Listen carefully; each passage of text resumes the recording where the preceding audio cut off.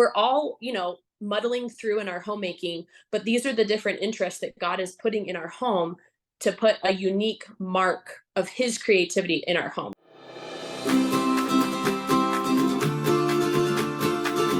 Welcome to the Simplified Organization Podcast.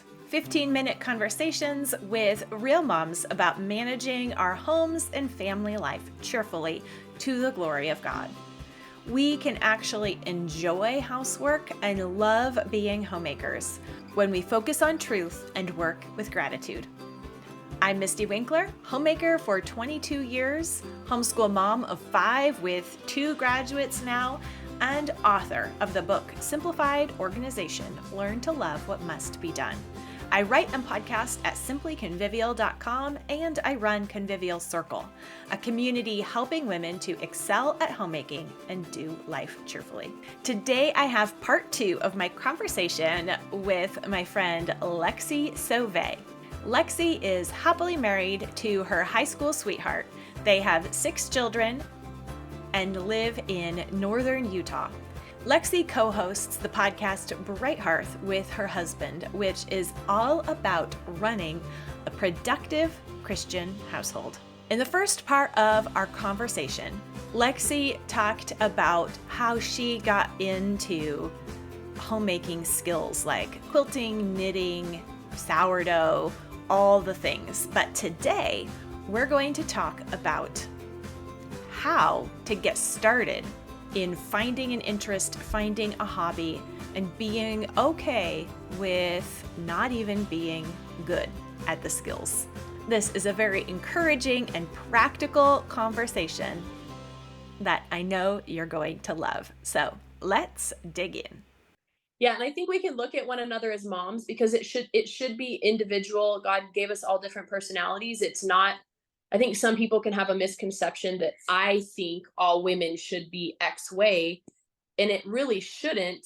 And when I see my friends doing the same thing, like, wow, you are so good at quilting. How are you doing it all? But then I'm remembering, like, this is just her delight that God has given her. We're all, muddling through in our homemaking, but these are the different interests that God is putting in our home to put a unique mark of his creativity in our home. Does that make sense? Yeah. Yeah. So it's not, I don't think it should be cookie cutter. And I do think you have to figure out what you like to do. Mm-hmm. And it's okay to experiment along the way, to not know ahead of time, like, this is what I'm going to go all in on. Yep. Yeah, exactly. Exactly. So, and I've definitely had seasons of that where, especially with pregnancy, that I had a whole season of life where I made all of our cheese because I had access to $2 raw gallon milk for a couple years, and I don't have that anymore. So I don't make cheese anymore. And it's never been like an identity type of a thing for me. It really is just like, I just want to dabble in these different things, and one interest leads to the next sort of a thing. That's a good point, because it is so easy to then take on the hobby things and say, like, now this is my thing that I have to have, or that I'm somehow obligated to keep doing. Mm-hmm. I know at one point I learned how to make tortillas. Mm-hmm. And I mean, homemade tortillas are so much better. They are. And so then, and I had like this idea that I wanted to pare my pantry down like as small as possible. So don't buy ingredients, like make as many things. And so I was like, so I can make tortillas now. Great. And then kind of move on. And then I think it was more than a year. And I was menu planning, and like, there's tacos, enchiladas, like all these tortilla dinners that everyone loves that we have not had. Oh, yeah. I'm like, oh, it's because I said, oh, I have to make my tortillas. So therefore we're not ever eating tortillas. Oh yeah. Oh yeah. Yep. That was me this postpartum, where I had been in like pantry cooking mode for so long. Localism, all of the stuff, the meat from my friends, only from what I can get from Azure. And not necessarily because it was really because that was a more convenient thing for me to do. I don't like taking all my kids to the grocery store. It was more convenient to just have everything shipped to me. But I realized, I was like, in order to love my family, I need to do some actual meal planning and follow actual recipes and not just pantry cook anymore. even if that means going to the grocery store for some black olives, that's what I need to do. And it was another way of like inserting a little bit of joy and delight into what was going on, and everyone else benefited from it. Hmm. It's, yeah. But so this year it's knitting for me, and it's been kind of one of those things where I probably won't get as much reading done as I usually do. I'm still listening to books, but um like I said, I'm at a point in my life with the stages my kids are in and how many kids there are that my timetable is pretty maxed out. So at this point, it really is making some exchanges or hacking my time. Lexy of 5 years ago would have died at the idea of counting a listened to book as part of my full circle. Glad you came around. The year Lexi started listening to audiobooks and using Clorox on the toilets again. Sounds like a momentous year. Yep. Yeah. So, how would you recommend someone get started in dabbling? Like, what does that even look like? Okay. I've wanted to put together like a questionnaire about this for years. Because I don't think most women go into homemaking either as a single woman or as a married woman, knowing how to cast a vision for their homemaking and what kind of grandma they want to be. And that was really kind of what I asked myself when I read Even Exile, was like, what kind of grandma do I want to be? And what skill sets are lacking in order to get there? And I had kind of always imagined myself, it's so silly, but I literally just said, you're the kind of woman that would wear an apron, make homemade bread, know how to sew, and know how to knit. So literally those have been my four themes. And it's different for every person, but it's just like, what is the quintessential feminine woman skill set in your brain, and how can you get there? I also kind of told myself early on, like, what are the hurdles? What are the things that like my mom made me think were hard to do? And things were making meatballs and making homemade pudding. And those were really early on. Those were things I tackled because I was like, okay, I don't want to be scared of anything in my kitchen, in my home, in my vocation. So I'm going to tackle the hard things first. And then everything else would kind of flow naturally. At least that's what I was thinking in my head. Um, so I think that would be really important to ask yourself, like, what are the things you're afraid of? And it might take a couple tries. That's been knitting. I've been trying to knit since 2019. And this was my third or fourth time picking up a project, and it just stuck for whatever reason. I don't know. Some of it really could be muscle memory for you. Some of it might just be the right resources at the right time. So I would say, don't give up. Maybe try it in a new season. But what are you scared of doing? And then just what sticks out to you as feminine, I guess, and how can you get there? Hmm. So, yeah. And maybe even asking around in your local community, and to like, what, does someone in your circles, in your church, know how to knit? And Oh, they're a yeah. resource. Like, you don't have to go online. Yes. Someone sitting next to you, watching you, and then demonstrating and going back and forth. Mhm. These skills previously were learned and passed on in community. Mhm. And Yeah. especially like the quilting and the knitting, and those were things that women came together and talked it while doing their work and their craft. And so tying community to, or learning to can, like doing it with one another, Yeah. is a great way to have two in one, right? Yes. Yeah, no, that's a really good point.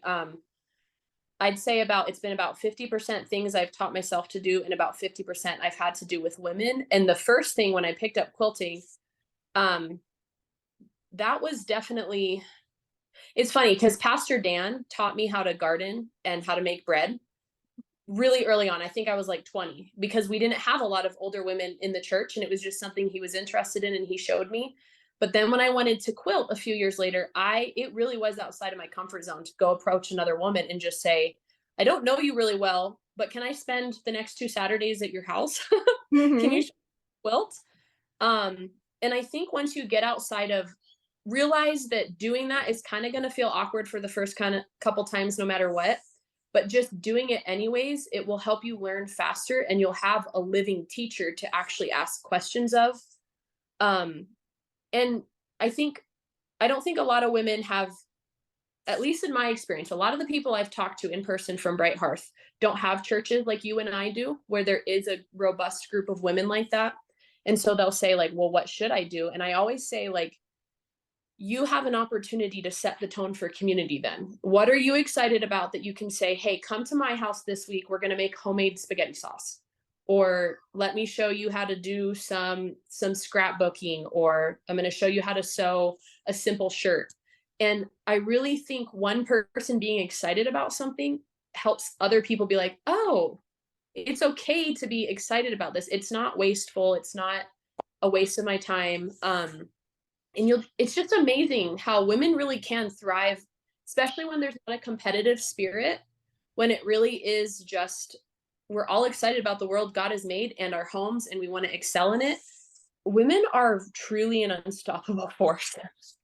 Yes. So yeah, just be the person who creates that community then. Because we didn't have this at Refuge. It's not like I inherited this. Hmm. Well, and another piece on the asking people at church, and I think just getting over the awkward, just like it's going to be awkward, and that's Mhm. okay. That doesn't mean that it's wrong or bad or you shouldn't do it. That's just like what you have to push through to get to the other side. And um it's also tempting, I think, to say, well, the ideal mentor woman that I want is, has all these traits, and then look around like she's not around, so I can't ask anybody except internet people. Yeah, And where that's I can't see their personal thing. And it's like, well, is there, if you want to learn how to quilt, is there a lady at your church who quilts like without any other qualifications that you've, established? Like, just ask her. Just, it's still okay to spend time um and make those connections within your body yeah. without like wanting maybe too high of a standard. Yes, that's a really good point. That social media definitely plays into how we view some of this. Yeah, I'm going to ask the woman where I can't see her mess, yeah, her mistakes. yeah.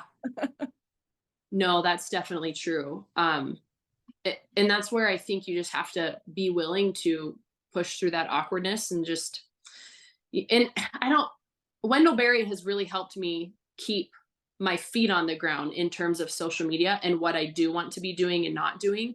And just remembering like the local church is your greatest asset. Even like you said, even if they're not meeting your ideal for whatever reason, God will always provide through the local church. So even if maybe you don't know what you're interested in, look around at the skill set in your church and get interested in something those women are interested in, because more often than not, that's how God's going to be providing for you. That's a great point. And someone else's enthusiasm and skill is going to be contagious if you spend time with her. Yes, exactly. Exactly. Yeah, so I'm really thankful for my patient friend who's been trying to teach me to knit for years. Because I'm like, this is so hard. How are you so patient with me? And I think that's another thing too. I had someone one time that when we kind of switched our women's ministry, somebody kind of said like, well, you should be studying, verse by verse together. And how are you ever going to grow in the gifts of the spirit? And I kind of just thought, have you ever tried to learn a new skill along somebody? Do you know how much humility and patience it actually takes to do that? Like, what are you talking about? We are. So, and having those skill sets too really equips women to do the work of ministry. I think a lot of the time when women just weren't equipped for whatever reason, maybe they didn't have a mom in the home, or maybe their mom was working, or they had a Christian mom, but there wasn't a high view of culture in the home. I think women can be dissatisfied in the work simply because they don't know how to do it. And I think Layla Lawler talks about that. Like if you have to do it, then learn how to do it well. So we definitely noticed early on as a church that like meal trains were just tough to get filled out. But it's so cool because we just don't have that problem anymore because all the women know how to cook. And if you don't know how to cook, there's no excuse because people are regularly teaching one another how to cook new things. So So yeah. you're doing that in your women's ministry Yeah. events or? Yeah.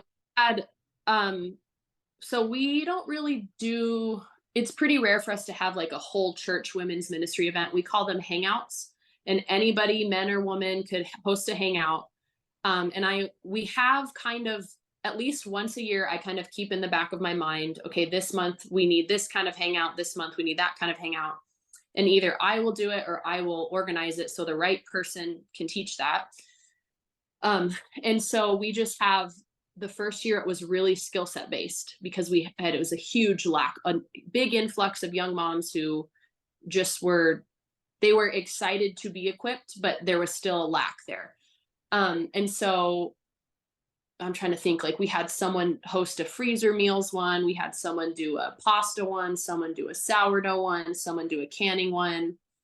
We've done gardening, we've done the knitting hangout is one that we're doing right now. There is a regular, I started a regular monthly craft one where I just told the ladies, I was like, look, don't bring your meal planning if you want to. It doesn't have to be sewing or crocheting, or it doesn't have to be anything at all, and come just see what other people are doing because maybe you've never even seen this in real life and you don't know what you're interested in. So come anyways. Don't say I'm not crafty, I'm not going to come.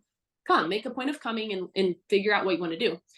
And that's just really helped. That's how I've learned. Like, I didn't know that I wanted to, I think it's called English paper piecing. I didn't know I wanted to do that until I saw someone doing it. And I was like, well, that's gorgeous. I want to do that now. So I think it just, whoops, can you still see me? Yep. Okay. I think it just really helps like women see what the possibilities even are out there. So yeah, we just have a whole bunch of different things that we're constantly doing and learning. And as the Lord grows our church, we just have new women with new skill sets, stuff we've never thought to try teaching before that now they're teaching. And it's really cool. That's awesome. Well, and that is exactly how women in community are supposed to be working together. Mhm. Yep. Yep. Exactly.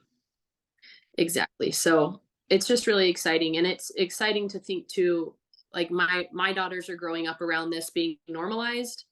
And, they've been in my friends' kitchens and in their backyard gardens and in their quilting rooms. And it's just kind of normal for women to all figure this out together. So it's really encouraging. Now, if you have a million thoughts running through your head at the end of this conversation with ideas about things that you might be interested in trying out or people that you might just get the bravery to talk to about some kind of skill or ability, you should brain dump. Spill all those thoughts onto paper, and that will help you turn them into concrete actions in your life. I have a free brain dump guide that will help you get started. We don't want these ideas to just stay stuck swirling in our head.